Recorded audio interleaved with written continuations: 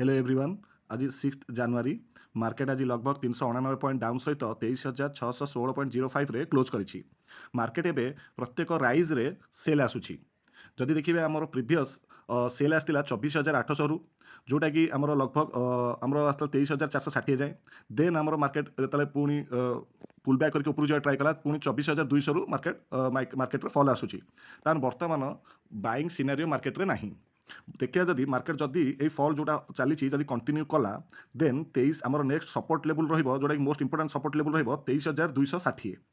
आ जदि मार्केट एटू ऊपर को ट्राए करे, फास्ट आमर रेजिस्टेंस लेवल रहिबो 24,200। आ जदि 24,200 ऊपर मार्केट क्लोज करे, देन 24,800 को मार्केट टेस्ट करें।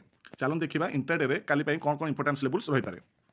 मार्केट आज हाई बन 24,090 एंड लो बन 23,552। मार्केट जदि मार्केट काली फॉल कंटिन्यू करे, आमपाई इंट्राडे रे इंपोर्टेंस लेवल रहिबो, सपोर्ट लेवल रहिबो 23,460। एंड जदि मार्केट एटू पुल बैक करके ऊपर को ट्राई करे, फास्ट रेजिस्टेंस लेवल रहिबो आमपाई 23,780।